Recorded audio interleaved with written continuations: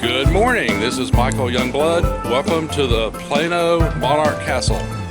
And right now we're looking at my southerly beds, and this is where I first started planting milkweeds. Actually, I have one monarch flying around right now. We may catch a glimpse of him as he flitters around this morning.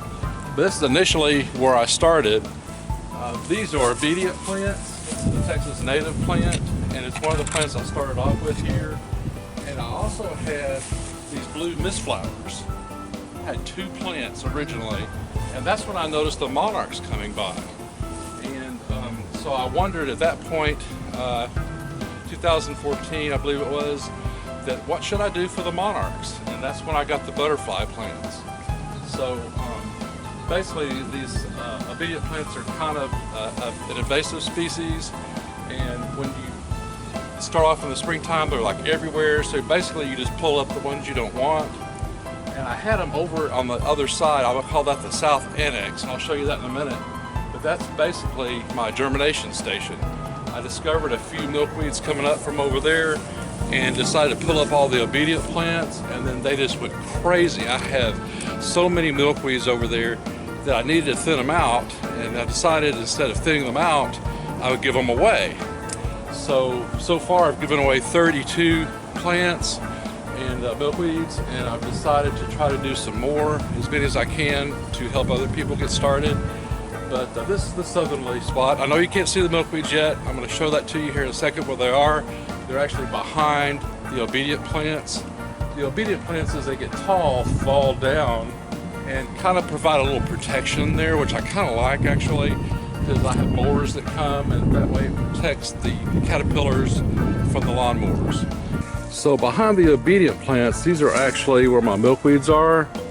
There's one there, and I've got one here. Got this big old tall guy.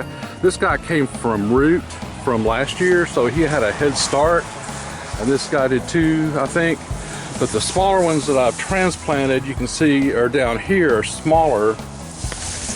And I think the advantage of the smaller plants, though, is the leaves are more tender, so the caterpillars really prefer those, so it's good to have some smaller ones. This section here was all obedient plants, and earlier this year I removed them to discover I had a zillion seeds that produced some plants, and I've been giving them away. So I've got some more to give away. Right in here you can see some smaller plants, and I'm going to be giving those away in the next week or so, and other people can get started then. So this is what I call the southeast annex over here, where these little seeds have started to germinate, and where otherwise I had obedient plants there. But this is my very first initial bed, and that is the south bed. So I'm going to show you the other beds that I've got in the back. So this is my east flower bed. These plants, milkweeds, have done extremely well, and they are definitely ready for the monarchs. Also have some Turk's caps, and they get really tall. They're also a Texas native plant, and the hummingbirds absolutely love those. This flower bed I'm calling my north flower bed. It has, again, one plant that came from the root, so it's doing really well.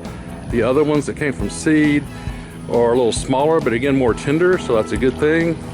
And then right next to it is I'm going to call my western bed, because it's the one that goes the most west, but also kind of the same thing. I have one or two that came from roots, but most of them came from seeds, so they've got tender plants. Last night I actually saw a mating pair of monarchs, and my wife asked me, please don't show that, so I'm not going to be showing that. But I did have two last night, and then that one up front, so either I've got 2 or 3 monarchs right now, so it's starting to increase, and it won't be long before they'll be here for the fall.